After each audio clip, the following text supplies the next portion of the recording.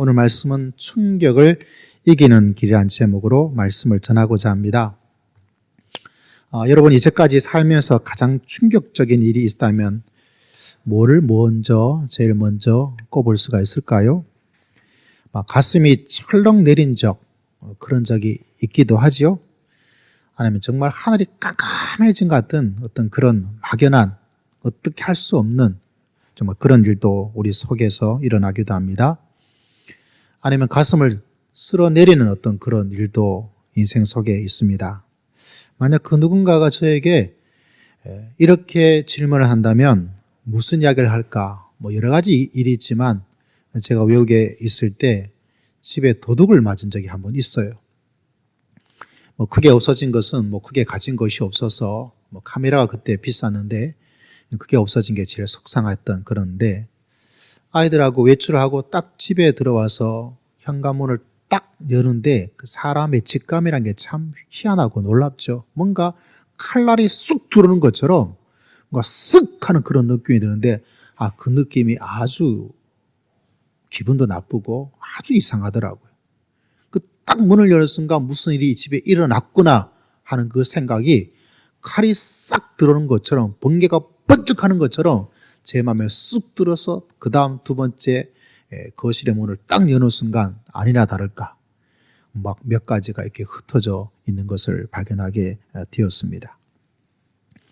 자, 오늘 하나님께서 우리에게 말합니다. 이 땅을 살아가면서 저에게 주어지는 어떤 그런 경험처럼 인생 속에 그런 어떤 충격적인 어떤 것이 다가오는데 오늘 말씀을 바라보면 이상히 여기지 말아라. 할렐루야. 이 이야기를 우리에게 전해주고 있다는 사실입니다. 충격받지 말라는 거죠. 그런 일이 일어나는 것은 이게 충격이네. 우리가 하나님께서 미리 예방주사를 백신을 우리에게 주고 있습니다. 왜냐하면 우리 인생 속에는 매일매일은 그렇지 않지만 전혀 예상하지 못했던 충격적인 일들을 우리가 만나게 된다. 여기서 말하는 이상히 여긴다는 말은 우리가 좀 들여다보면 아주 놀라워요. 히브리어 타마란 단어가 나오는데 이 말이 어떤 의미냐 하면 간땀이 서늘해지다 이런 뜻을 가지고 있습니다. 또 다르게 번역을 하자면 깜짝 놀라다 이런 이야기도 되어져 있습니다. 영어로는 surprise란 단어로 번역을 했는데 이상히 여기는 단어가 우리 이상히 여기다 뭔가 이상해 이런 것보다는 훨씬 더 강한 의미를 가지고 있다는 사실이죠. 좀 더 다르게 번역을 하자면 어떤 곳에는 기절하다 이런 단어를 사용하고 있습니다. 이 땅에 살아가며 어떤 일 때문에 기절초풍할 일도 일어나게 될 것이다 이렇게 이야기를 하고 있다는 말입니다. 좀 어려운 한문으로 번역한 곳은 대경 실색하다 이렇게 번역하기도 하고 또 어떤 곳에는 말문이 막히다 이런 이야기를 합니다. 아마 여러분이 인생 살면서 정도의 차이가 있지만 어떤 데 진짜 말문이 막히는 기가 찬 어떤 그런 일도 만나게 되어지고 어떤 데는 간땀이 서늘해지는 그냥 갑자기 밤에 어떤 일처럼 제가 경험한 도둑맞은 그 일처럼 뭔가 칼날이 들어온 같은 그런 어떤 서늘한 싸늘한 싸한 어떤 그런 느낌도 가질 일이 있게 될 것인데 오늘 하나님께서 말하기를 이상히 여기지 말아라. 이 말씀을 통해서 우리 인생 속에 이런 간땀이 서늘할 일, 충격적인 어떤 일, 기절초풍한 어떤 일 왜 하나님께서 이런 말씀을 우리에게 주시냐면 우리에게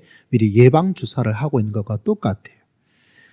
그리고 왜 너희가 이렇게 대경실색, 너희가 기절초풍, 너희가 간땀이 서늘할, 마음이 막힐 그 정도의 단계에 들어가지 않아도 될 수 있는 하나님의 충격적인 일을, 충격적인 것을 이길 수 있는 하나님의 말씀과 진리가 우리 속에 있습니다. 여러분, 앞으로 세계는 더 많은 바이러스가 어떻게 될지 알 수가 없고요. 경제적 변화는 더 많은 급변한 시계 속에서 움직여집니다. 더 빠른 초고세계 시대를 맞이하면서 우리가 전혀 예상하지 못했던, 전혀 예견하지 못했던 일들이 갑자기 일어나는데 그런 모든 충격을 하나님께서 이길 수 있도록 우리와 함께 하시고 말씀을 통해서 우리에게 미리 가르쳐 주시고 우리를 인도하여 주실 줄을 믿습니다. 할렐루야. 그래서 우리가 오늘 말씀을 통해서 지금의 충격적인 일도 이겨내고 앞으로 살아가면서 특히 우리 젊은 세대들이 말씀을 잘 들었으면 좋겠습니다. 왜냐하면 목사님 같은 세대, 여러분의 아버지와 같은 세대는 템포가 참 늦었어요. 농경의 시대, 사계절만 잘 감당하고 비가 좀 적절하게 안 온 것이 문제였고 이 정도였는데 지금은 세계 경제 한 울타리, 더 많은 급변한 변화 속에서 그 급변한 변화가 옛날엔 잘 몰랐어요. 미국에서 무슨 일이 있는지 저희 때는 몰랐어요. 왜냐하면 소식이 한창 있다가 와요. 또 지금은 세계 경제가 하나의 울타리 속에 있는 동네 시장과 똑같아요.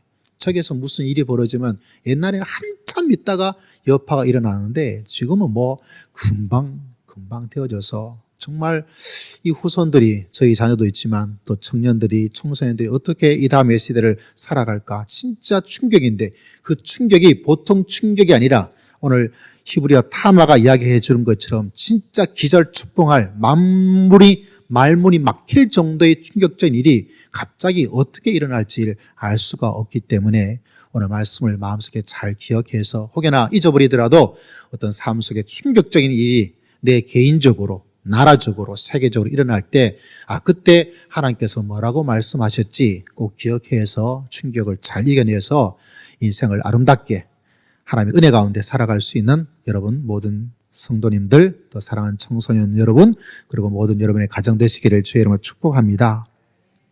오늘 말씀을 한 가지를 통해서 충격적인 일이 있을 것이다 라는 이야기를 하고 있죠. 우리가 한 가지 보여준 것은 무엇입니까? 우리가 읽었던 8절 말씀에 보니까 뭔가가 있어요. 뭔가가 있는데 어떤 일이 있냐면, 다시 한번 말씀을 들여다보니까 너는 어느 지방에 있어든지 빈민을 학대하는 것.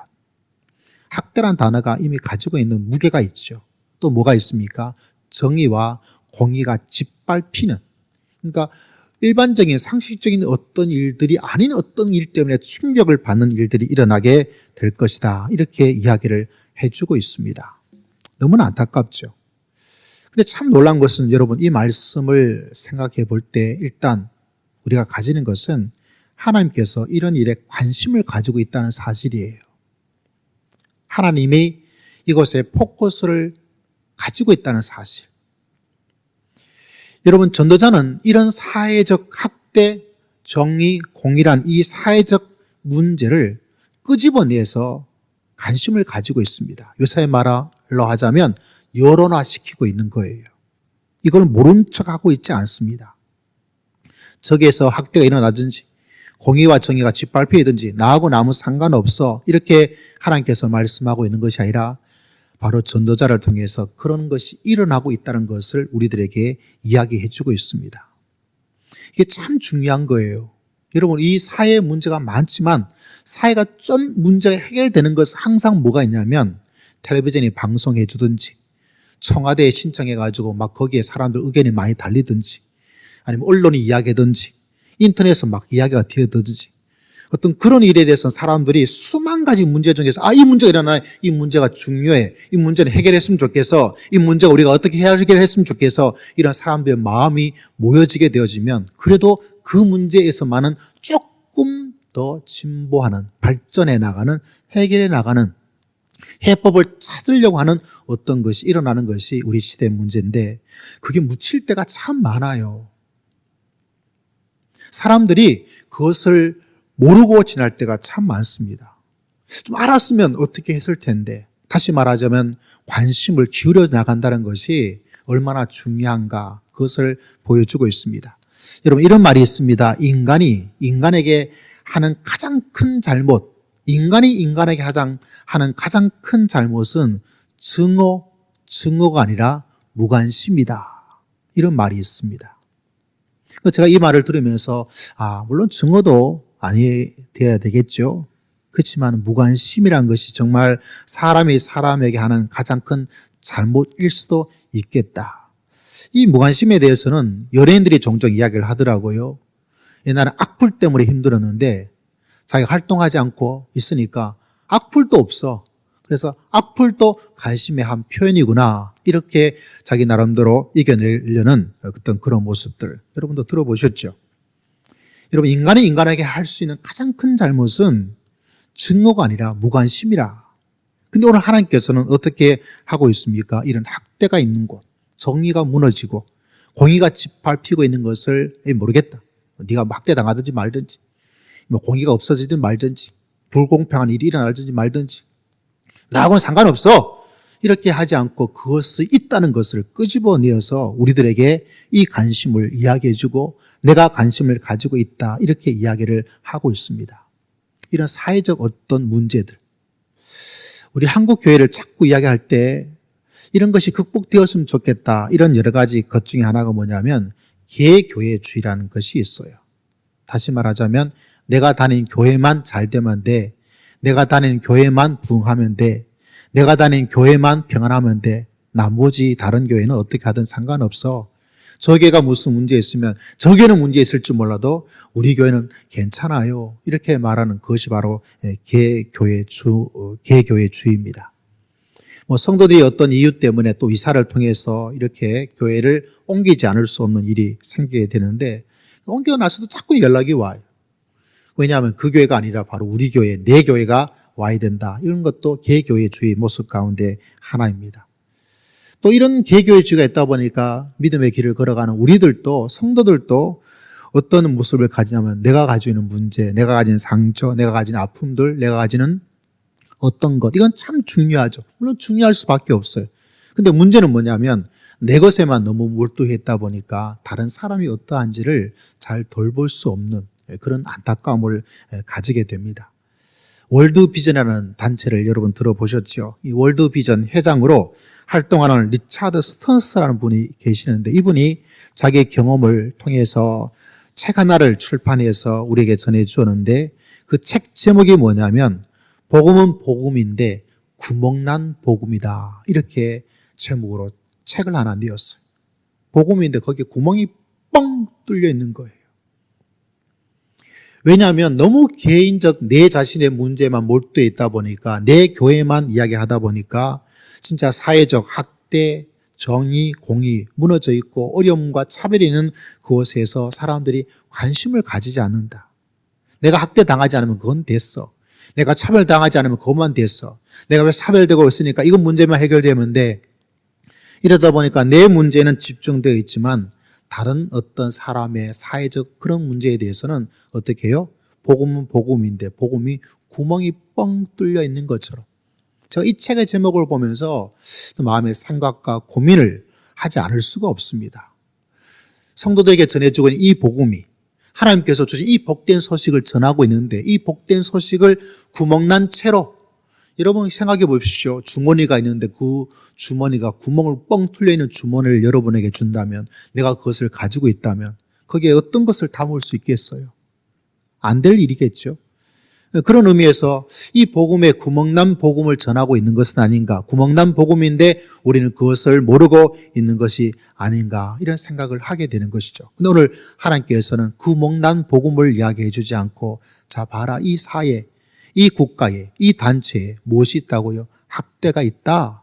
끄집어내는 거예요. 관심을 가지고 있는 겁니다. 정의가 무너지고 있다. 공의가 무너지고 있다. 여러분 믿음의 길 가운데 하나님께서 계속해서 이야기하고 있는 것 중에 하나가 뭐냐면 믿음의 길을 걸어갈 때 네가 올바른 우리가 참 좋아하는 단어가 빛과 소금이잖아요. 그 빛과 소금의 단어가 구약에서는 빛과 소금으로 이런 단어로 나타나지 않고 고아와 가보를 돌보고 정의를 세우고 공의를 세워나가야 된다. 이렇게 이야기를 하고 있습니다.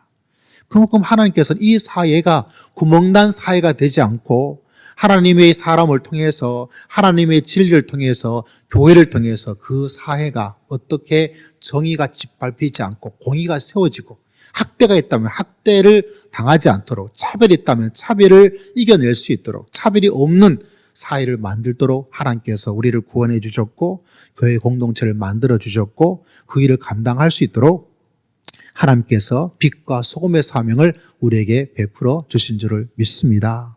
그래서 여러분 이 이야기가 참 중요합니다. 사람들이 두 가지 이야기를 하지 말라는 것이 있어요. 첫 번째는 종교 이야기를 하지 말아라. 왜냐 종교 이야기하면 이 끝이 없어요. 또 무슨 이야기 하지 말라 그래요? 정치 이야기 하지 마라. 정치 이야기 하면 싸우면 싸웠지 어떻게 돼요? 해결책이 없어요. 근데 제일 큰 문제가 뭔지 아세요? 교회에서 정치 이야기 하는 거. 근데 저는 하지 말라는 것을 도리어 다르게 생각을 합니다. 교회에서 정치 이야기 좀 해보자. 왜 제가 이런 이야기를 하냐면 조건이 하나가 있어요. 어떤 조건이냐면 정치 이야기를 하되 나는 이 당을 지지하니까, 나는 이 대통령을 지지하니까, 나는 이 정당을 지지하고 이 대통령을 좋아하니까 이거를 막 주장하기 위해서 그렇게 한다면 정치 이야기를 해서는 안 돼요. 그건 해결책도 없고 싸움밖에 나지 않아요. 그렇지만 왜 제가 교회에서 정치 이야기를 하자 그러냐면 우리가 하나님께서 원하는 정치가 있습니다. 오늘 성경 본문은 학대가 없는 것, 공의를 세우는 것, 정의를 세우는 것. 이건 하나님의 정치란 단어가 있습니다. 이 땅에는 여당과 야당의 정치가 아니라 하나님이 원하는 정치가 있어요. 다시 말하자면 교회가 정치 이야기를 할 때 이 당 돼야 돼, 이 당은 안 돼, 이런 이야기가 아니고 이 사람 돼야 돼, 대통령, 이 사람 안 돼, 이런 이야기가 아니라 하나님께서 원하는 정치가 있다면 이번에 선거가 있는데 어느 정당이 더 하나님께서 원하는 정당에 가까울까? 그런 면에서 우리는 무슨 이야기를 해야 돼요? 이 교회에서 정치 이야기를 좀 했으면 좋겠어요. 그래야 어떤 일이 사라지고 우리가 관심을 가질 수 있을까요? 학대에 대한 것들, 정의에 대한 것들, 공의에 대한 것들, 그것이 하나님께서도 관심을 가지고 계시잖아요. 우리도 관심을 가져야 될까요? 내팽개쳐야 될까요? 우리도 관심을 가져야 됩니다. 왜?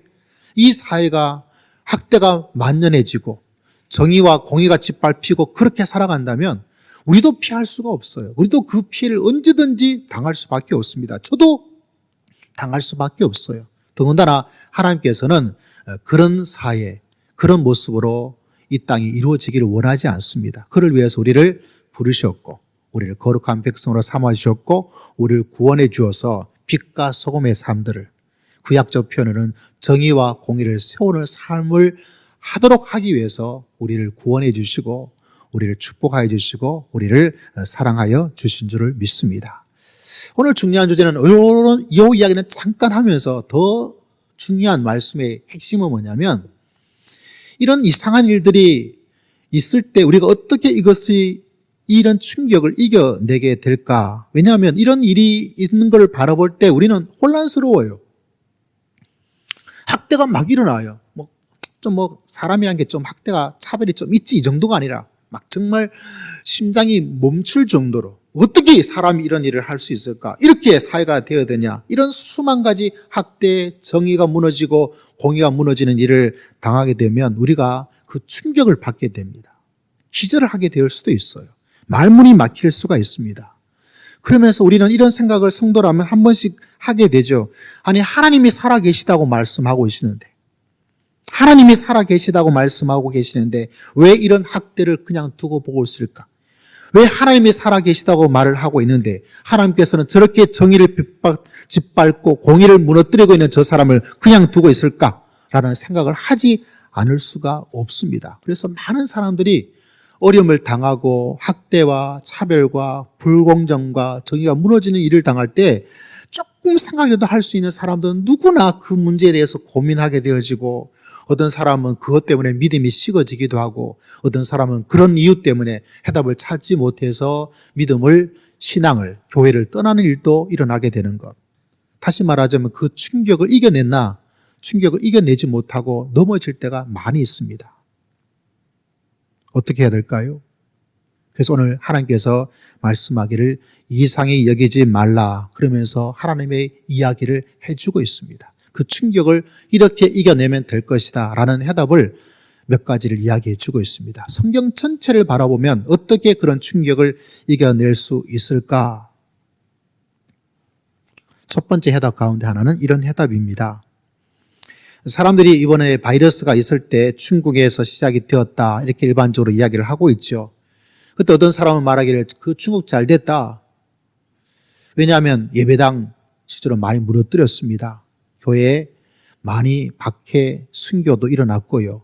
한국에는 선교사로 나갔는데 한국에 와 있다는 이야기 들어보고 너 왜 한국에 있냐? 왜 안 가? 이렇게 물어보면 100% 다 중국 선교사예요. 중국에서 추방을 당해서. 그런 일을 우리가 다 알고 있다 보니까 사람들이 그 하나님께서 그 중국을 심판하고 진노하신 거야. 이런 이야기를 하게 됩니다. 근데 여러분, 생각해야 될 것이 여러분 하나님이 진노하고 벌을 내리면 교회만 성도만 피할 수 있다면 참 좋겠어요. 여러분 생각해 보십시오. 전쟁이 하나님의 진노의 심판이라면 하나님께서 전쟁할 때 우리 성도들, 우리 예배당은 하나도 피해 당하지 않고 하나도 피해 없이 그렇게 할 수가 있는가? 그렇게 할 수 없어요, 여러분. 만약 이 바이러스가 하나님의 진노라면 이 바이러스가 일어날 때 성도와 예배당은 한 사람도 아무런 피해 없이 있다면 괜찮은데 어떡할까요? 피할 수가 없어요.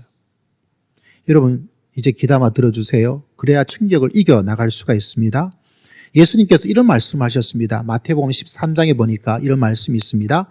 주인이 이르되 가만두라, 가라지를 뽑다가 곡식까지 뽑을까 염려하노라. 예수님께서 염려하고 있다는 거죠. 무엇을 염려하고 있습니까? 곡식이 뽑힐까?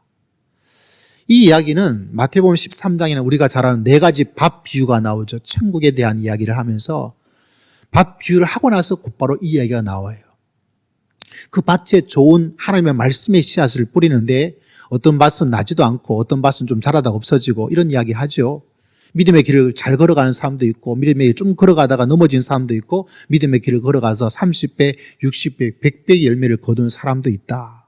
저는 여러분이 정말 좋은 밭, 옥토가 되어서 우리 인생의 30배, 60배, 100배의 은혜와 하나님의 축복받는 믿음의 귀한 백성 되시기를 주의 이름으로 축복합니다.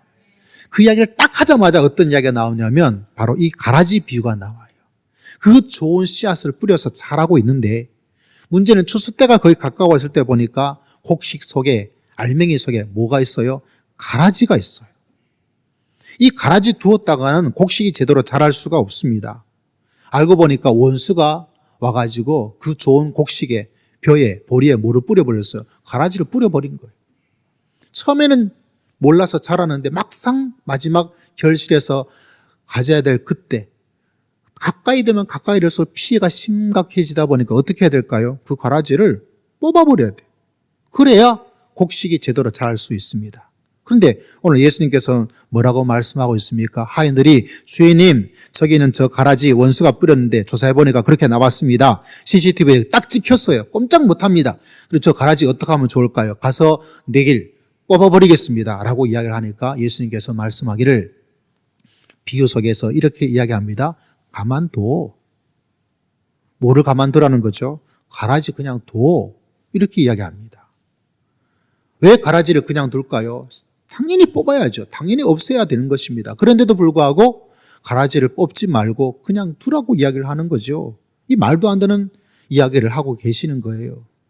왜 예수님께서 비유를 통해서 가만두라, 가라지를 뽑지 말라 이렇게 이야기를 합니까?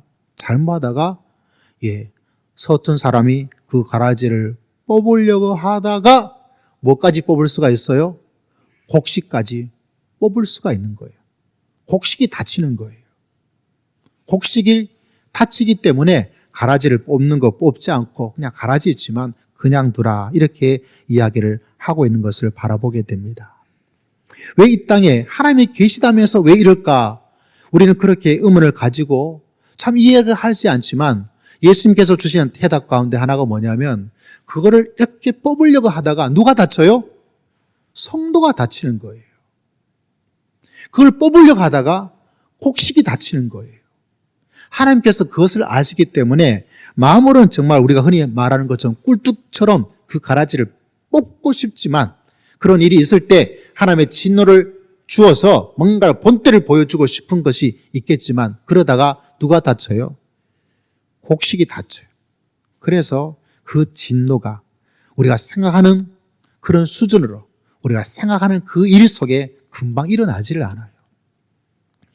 여러분 이 사실을 늘 기억하고서 혹여나 이 땅에서 저런 일들이 있는데 왜 하나님 이런 마음이 들 때마다 하나님께서 지금 진노하고 심판하지 않는 것은 누구를 위해서? 바로 나를 위해서, 누구를 위해서? 성도를 위해서, 누구를 위해서? 우리를 위해서 우리가 다칠까 봐, 함께 있다간 다칠까 봐. 여러분 폭탄에 던져보십시오. 떨어진 그 폭탄이 일어날 때 그 폭탄의 파편이 우리 귀에서 타다닥 간다면 얼마나 좋겠어요. 바이러스가 한국에 왔어요.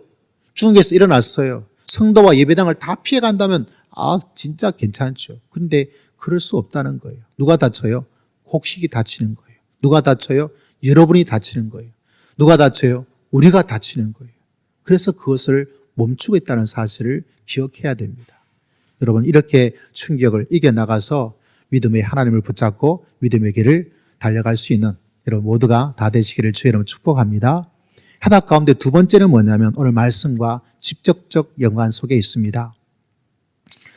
이런 엄청난 일이 있고 있을 때 왜 충격으로 쓰러지지 않아야 되느냐? 실제로 많은 사람들이 혼돈과 많은 사람의 믿음과 여러 가지 어떤 일들이 마음속에 막 일어나요. 막 대놓고 말하지는 없고 그러다 보니까 슬그머니 혼돈스럽고 충격 속에 무너지고 믿음이 차가지고 신앙생활은 그냥 내 혼자 믿겠다. 그래서 교회를 나오지 않게 되어지고 이런 수많은 일들이 일어나서 그 충격을 이겨내지 못해요.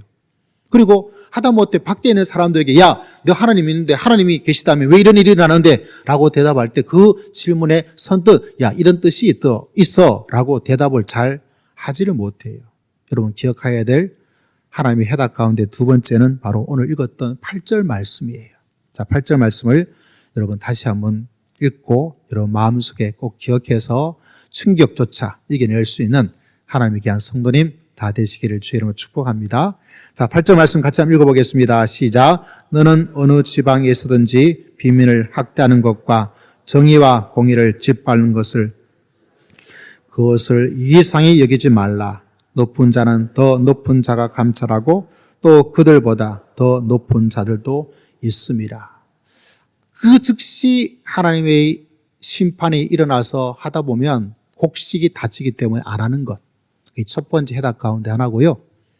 두 번째 주시는 하나님의 말씀의 해답은 뭐냐면 네가 생각할 때는 저런 일이 계속 일어나서 저렇게 학대하는 사람, 공의를 짓밟는 사람, 정의를 무너뜨리는 사람이 아무런 일도 없이 계속 잘 될 것 같이 생각되지.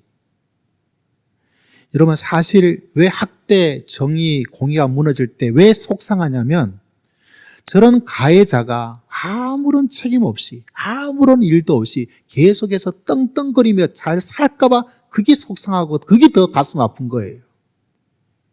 여러분 우리나라 역사 속에서 여러 가지 아픔의 기록이 있습니다.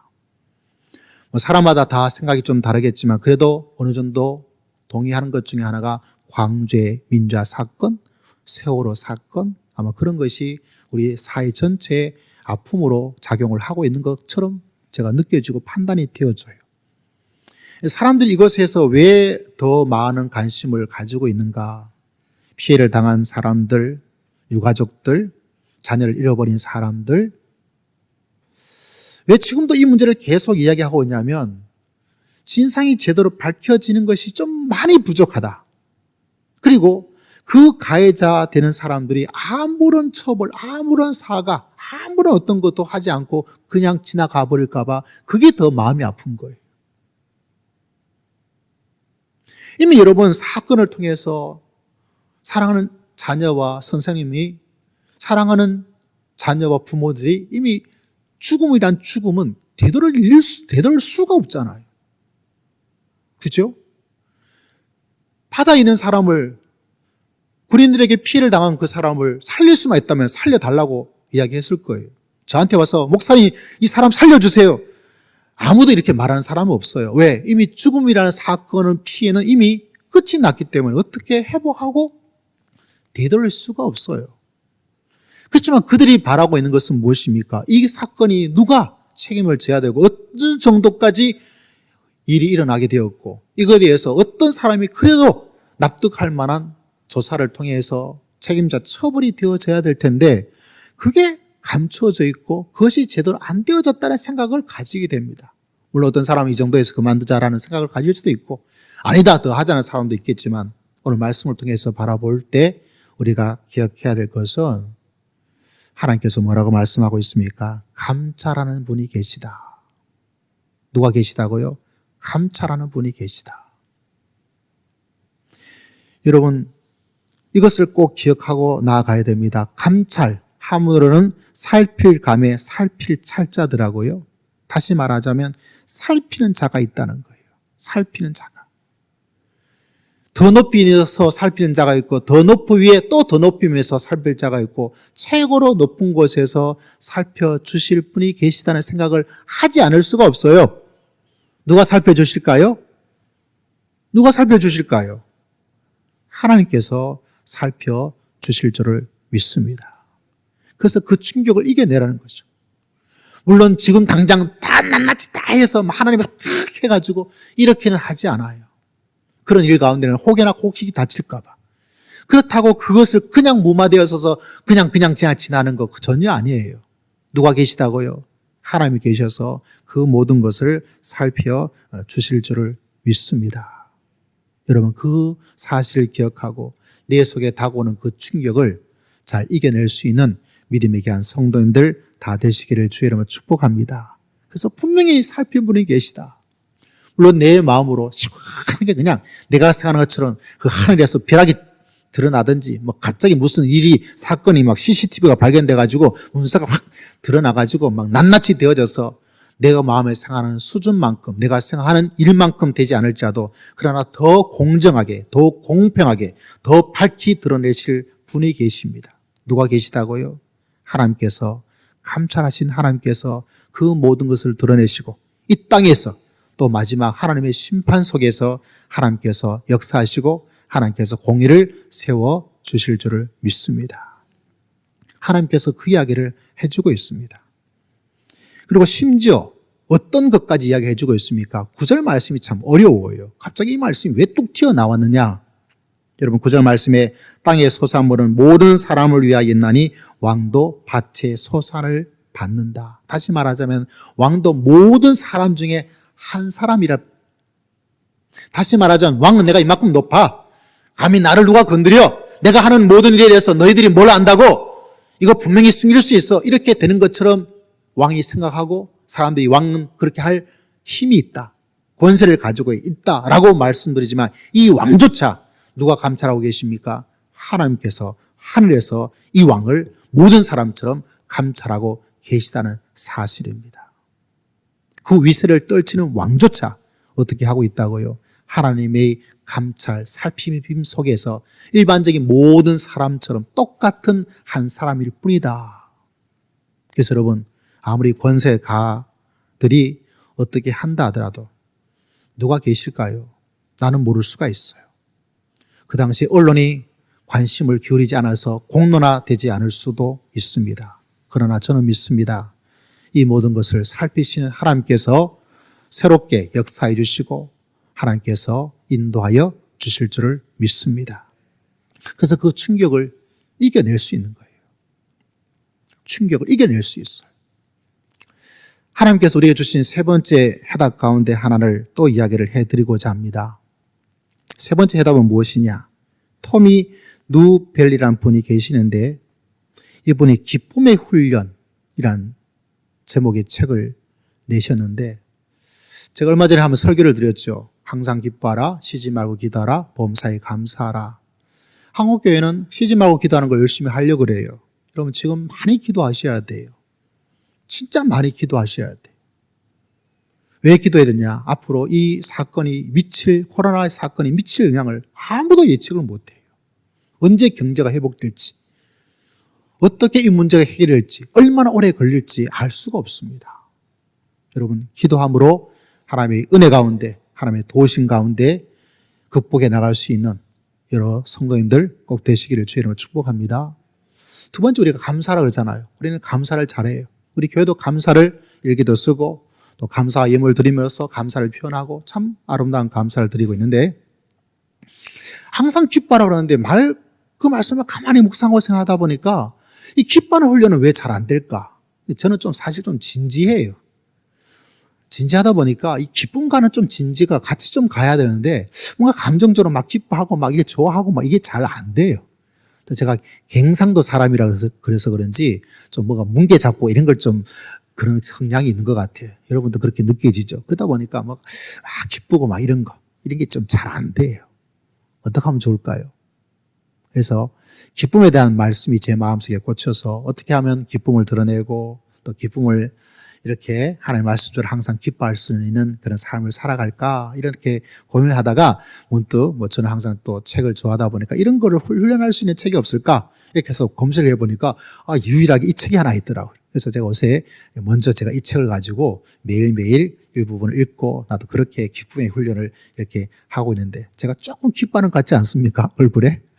네, 너무 어려운데 기뻐하는 것도 좀 안 좋은 것 같고 해서 어떤 기쁨의 훈련을 하고 있는데 이 책을 읽으면서 이 책의 서문이 저한테 굉장히 오늘 말씀과 관련되어서 좋은 하나님의 통찰력을 주었습니다. 이 책의 서문에 보면 이런 이야기가 나옵니다. 그 예수 전도단이라는 단체가 있죠. 여러분 들어보셨을 겁니다. 그 예수 전도단이 후원 모금 행사에 이 저자가 참석하게 되었는데 앞에서 어떤 선교사님이 이렇게 질문을 하더란 것입니다. 충격적인 일이죠. 어떤 이야기냐면 지금 이 세상에서 안 좋은 일이 이렇게 많이 일어나는데 과연 이 세상에 하나님이 계실까요? 오늘 주제와 똑같은 이야기예요. 이렇게 안 좋은 일이 많이 일어나고 있는데 과연 이 세상에 하나님이 계실까요? 이 질문을 앞에 선교사님이 이야기하면서 사람들에게 그 장소에 참석한 사람들에게 이야기를 하는데 그 질문 속에 뭐라고 대답을 하는 사람이 아무도 없는데 갑자기 이 저자가 자기도 모르게 자기도 말해놓고도 자기가 놀랬대요. 어떤 말이 갑자기 튀어나왔냐면 세상에 이렇게 좋은 일도 많이 일어나는데 과연 이 세상에 하나님이 없을 수 있을까요? 정반대의 이야기를 툭 튀어나오더라는 거예요. 그래서 자기도 그 말 해놓고 자기가 놀랬대요. 그리고 그 말을 하는 순간 그 이야기를 듣고 있는 청중들도 놀라게 되어졌고 처음에 말했던 그 선교사님에게도 도전이 되어졌고 제가 이 이야기를 들으면서 우리가 이런 안 좋은 일이 많이 있는데 하나님이 과연 계실까라는 질문도 되실 수 있지만 우린 또 어떤 통찰력을 가지고 이야기할 수 있을까요? 안 좋은 일만 많이 일어나는 거 아니잖아요. 좋은 일도 전혀 뜻하지 않은 엄청난 일도 참 많이 일어나고 있습니다. 세상에 이렇게 좋은 일도 많이 일어나는데 과연 이 세상에 하나님이 없을 수 있을까? 이것이 여러분 이 시대를 살아가는 우리들에게 충격을 이기는 하나님의 지혜가 아닐까? 혹여나 여러분 삶 속에 이렇게 안 좋은 일이 일어나는데 하나님 정말 살아계신 건가요? 이렇게 내 마음속에 질문되어질 때 누군가가 저런 일이 일어나는데 하나님이 계시다면 네가 한번 기도해가지고 어떻게 하나님이 좀 해보도록 해 라고 이야기하는 사람들에게 그것도 있지만 이 세상에 참 좋은 일이 일어나고 있는데 이 좋은 일이 이렇게 많이 일어나고 있는데 하나님이 없을 수 있겠는가? 이런 질문도 한 가지 해답이 될 수 있지 않겠는가? 여러분 성경을 바라보면 참 충격적인 일들이 많이 일어났어요. 어쩌면 거기에 일어나는 많은 일들이 알고 보니까 다 충격적인 일이에요. 그런데 믿음의 사람들은 어떻게 살았는가?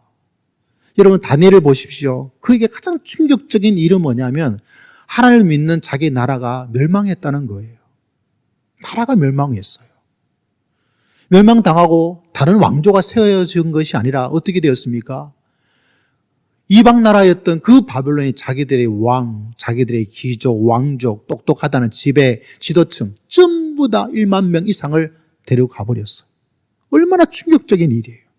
하나님이 살아계시다면 어떻게 우리나라에, 어떻게 우리에게, 어떻게 나에게 이런 일이 일어날 수가 있을까? 그 충격적인 일을 어떻게 다니엘이 이겨냈습니까? 그 속에도 하나님을 붙잡았어요. 하나님의 말씀에 따라 음식을 먹지 않았어요. 나는 하나님을 그래도 이 충격적인 일 가운데도 하나님을 신뢰하고 하나님을 의지하고 하나님과 더불어 살아갈 거야. 할렐루야. 결국 그가 이겼습니다. 그 충격적인 일 속에도 다니엘이 이겼단 말이에요.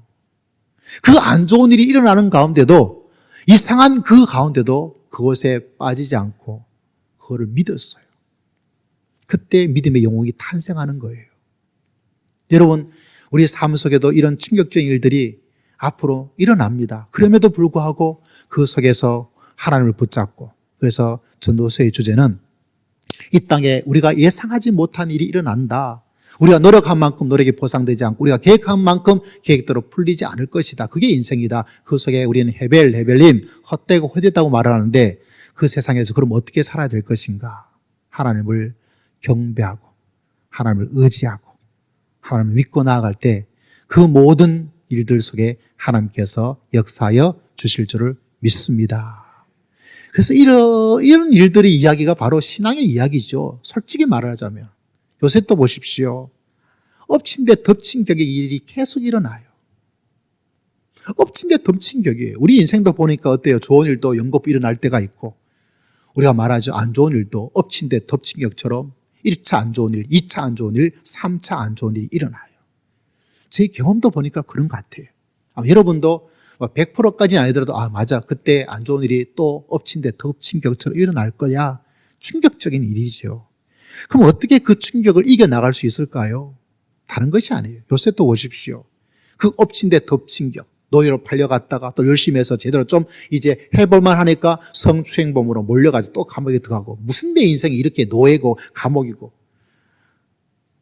또 그 신하들에게 꿈 이야기를 해줘가지고 아름답게 정말 기가 막히게 정말 쪽집게처럼 맞춰주었더니 이 나가면 하몽차서도 아니고 사람에게 배신당하고 형들에게 배신당하고 아줌마한테 배신당하고 왕의 신하들에게 배신당하고 여러분 배신당하는 거 참 어려워요. 정말 가슴 아파요. 상처가 정말 오래가요. 다 부정적으로 보여요. 누가 나한테 뭔가 조금 잘해준 사람 만나면 에이구 저 인간 또 얼마나 나를 배신하고 나를 때리고 도망갈까. 그 생각이 사람 마음에 드는 게 사람의 마음이에요. 그런데도 요셉은 그 모든 충격을 이겨냅니다. 여러분도 이겨내시기를 주의 이름으로 축복합니다. 어떻게 이겨냈습니까? 그 속에 하나님에 대한 것을 바라본 거예요. 사람이 여러분을 힘들게 할 수가 있습니다. 어떤 환경과 일들이 우리를 배반하고 배신할 때가 있어요. 어떻게 이겨낼 거예요? 어떻게 이겨낼 수가 있을까요? 어떻게 이겨내시겠습니까? 전도서는 우리에게 이야기해주고 있죠. 그걸 이상하게 생각하지 말고 그 속에 충격받지 말고 그 속에 기절초풍하지 말고 아이고 이제 내 인생 끝났다라고 생각하지 말고 뭐만 붙잡고 있으면 살아계신 하나님만 붙잡고 있으면 천지전능하신 하나님께서 놀랍게 역사하여 주실 줄을 믿습니다. 그래서 그 사람이 살아남는 거예요. 그 사람의 충격을 이겨내는 거예요. 지금도 동일합니다. 여러분 이런 일들이 여러 가지 일들이 일어난다 할지라도 다 많은 것을 손해나고 잃어버릴 수도 있지만 하나만 붙잡고 있으면 하나님께서 회복시켜 주십니다. 믿으시기를 주의 이름으로 축복합니다.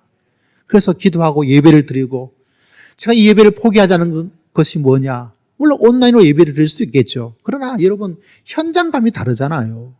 그래서 어떡하지 힘들지만 그래도 조심하고 주의하면서 예배를 드리면서 이 환경의 충격에 쓰러지지 말고 그 속에 대경 실속에서 무너지지 말고 우울증에 빠지지 말고 불안에 떨지 말고 절망 속에 빠지지 말고 하나님을 붙잡고 있으면 하나님께서 우리를 책임져 주실 줄을 믿습니다. 그래서 충격을 이겨내는 거예요. 제 짧은 신앙의 인생의 역사에도 많은 충격적인 일들이 팍팍 일어났지만 한 번도 하나님께서 회복시켜지지 않은 것이 없어요. 왜? 하나님께서는 살아계시고 우리를 사랑하여 주시고 우리를 인도하여 주실 줄을 믿습니다. 이 학대받은 사람, 정의와 공의가 무너진 그곳에도 하나님이 관심을 가지고 계시고 그걸 살핀다고 말씀하고 계시잖아요. 하나님이 관심이 없는 게 아니에요. 하나님께서 모르는 것이 아닙니다. 하나님께서 내버려 두는 것이 아니라니까요. 뭘 하고 계세요? 감찰하시고 살피고 계시다는 사실입니다. 저는 우리 사랑하는 성도님들이 이 말씀을 늘 기억해서 앞으로 어떤 충격적인 일들이 일어난다 할지라도 하나님께서 우리를 감찰해 주시고 우리를 살펴주시고 우리에게 관심을 기울여주시고 하나님께서 역사하여 주실 줄을 믿습니다. 그 믿음으로 다니엘처럼 믿음의 영웅 되시고 요셉처럼 신앙의 기적을 온 세상에 전할 수 있는 믿음의 귀한 사람으로 믿음의 길을 걸어갈 수 있는 여러분 모두가 다 되시기를 살아계신 주 예수 그리스도